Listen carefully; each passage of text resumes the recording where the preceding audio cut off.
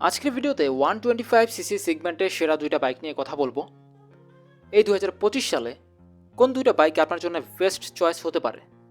এই ভিডিওতে মাত্র দুইটা বাইক নিয়েই কথা বলা হবে, কারণ রিনাউন্ড অনেক ব্র্যান্ডেরই অনেক 125 সিসি বাইক আছে। তবে সব কিছু বিবেচনা করে আপনি যদি খেয়াল করেন তাহলে দেখতে পারবেন যে সব বাইকই মানুষ পছন্দ করছে না পারচেস করার ক্ষেত্রে। আমাদের লিস্টের দুইটা বাইকের মধ্যে একটা বাইক হচ্ছে হিরো এক্সট্রিম 125R। এটা যথেষ্ট ফিচারেবল একটা বাইক, আর এই বাইকটা বর্তমানে সবাই পছন্দ করছে। আর দ্বিতীয় বাইকটা হচ্ছে টিভিএস রাইডার 125। এই দুইটা বাইকই মানুষ পছন্দ করে বেসিকলি বাইকের লুকসের জন্য। তাছাড়া বাইকের ফিচার্সও খারাপ না। এখন পর্যন্ত যতগুলা 125 সিসি বাইক রয়েছে দেশের বাইক মার্কেটে, সবচাইতে বেশি সেল হওয়া বাইক হচ্ছে এই দুইটাই, আর সবচাইতে বেশি জনপ্রিয় বাইক হচ্ছে এই দুইটাই। এছাড়া আপনি বলতে পারেন যে রিনাউন্ড অনেক ব্র্যান্ডেরই অনেক বাইক আছে 125 সিসি, কিন্তু ওই বাইকগুলো এরকম পপুলার না, অবশ্যই না। এক্সট্রিম বাইকটা আপনি কেন কিনবেন? এক্সট্রিম বাইকটা কেনার প্রথমত কারণ হতে পারে আপনি যদি ফ্যান্সি লুকসের একটা বাইক পারচেস করতে চান, তাহলে এই বাইকটা আপনার জন্য, বিশেষ করে বাইকের ফ্রন্টের লুকসের জন্য।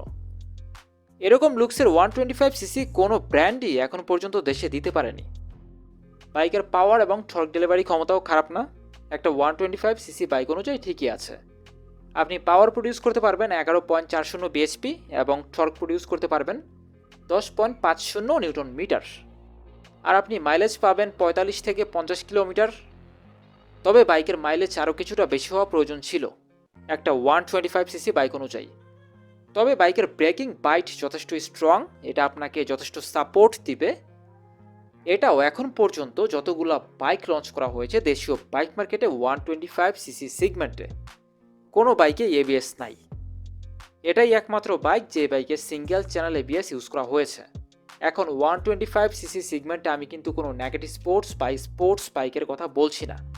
ওইসব বাইকের প্রাইস কিন্তু অনেক হাই। আপনি বলতে পারেন কেটিএম এর বাইকেও তো এবিএস আছে, প্লাস কাওয়াসাকির বাইকেও এবিএস আছে। ওই বাইকগুলোর কথা আমি এখানে বলছি না। এখানে আমি বলছি 125 সিসি কমিউটার বাইক নিয়ে। যাই হোক, এই বাইকের ব্রেকিং সিস্টেম আপনাকে ডিসঅ্যাপয়েন্ট করবে না। যেহেতু বাইকের ওজন 136 কেজি, সেই ক্ষেত্রে সিটি এবং হাইওয়ে দুইটা রাস্তাতেই আপনি কমফোর্টেবলভাবে বাইকটাকে রাইড করতে পারবেন, এক্ষেত্রে কোনো সন্দেহ নাই। এখন দ্বিতীয় বিষয় হচ্ছে টিভিএস রাইডার। টিভিএস রাইডার বাইকটার বর্তমান প্রাইস হচ্ছে 1,69,900 টাকা। তবে বাইকের ফিচার্স অনুযায়ী বাইকের প্রাইস আমার কাছে মনে হয় আরও 10,000 টাকা কম হওয়া প্রয়োজন, কারণ এই বাইকে এবিএস তো নাই, এটা খুবই খারাপ একটা বিষয়। এছাড়াও বাইকের ওয়েটটাও কিছুটা কম, এটা 120 কেজি। হাইওয়েতে আপনি যদি রাইড করেন, মানে আপনি যদি সিঙ্গেল রাইড করেন, তাহলে আপনার বাইকটা একটু কাঁপাকাঁপি করতে পারে হাই স্পিডে। এই বাইকের মাইলেজ আপনি পাবেন 45 থেকে 50 কিলোমিটার, ওই একই হিরো এক্সট্রিম 125R বাইকের মতোই সিমিলার।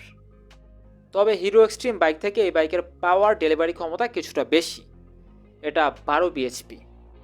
হিরো এক্সট্রিম বাইকটাতে ছিল 11 বিএইচপি। তবে টর্ক ডেলিভারি ক্ষমতা দুইটা বাইকেই সেম, 11 নিউটন মিটার। এই বাইকটার রাইডিং সিটের উচ্চতা হচ্ছে 790 মিলিমিটার। এই জন্য আপনার উচ্চতা যদি 5 ফুট 4 বা 3 হয়, আপনি ইজিলি বাইকটাকে কন্ট্রোল করতে পারবেন, এটা নিয়ে কোনো সমস্যা নাই। আর এই দুইটা বাইকই ছিল আজকের ভিডিওর মূল টপিক। নেক্সট কোন বাইক সম্পর্কে আপনি জানতে চাইছেন অবশ্যই ভিডিওর কমেন্ট বক্সে আপনি জানাবেন। আজকের মতো এ পর্যন্তই। আল্লাহ হাফেজ।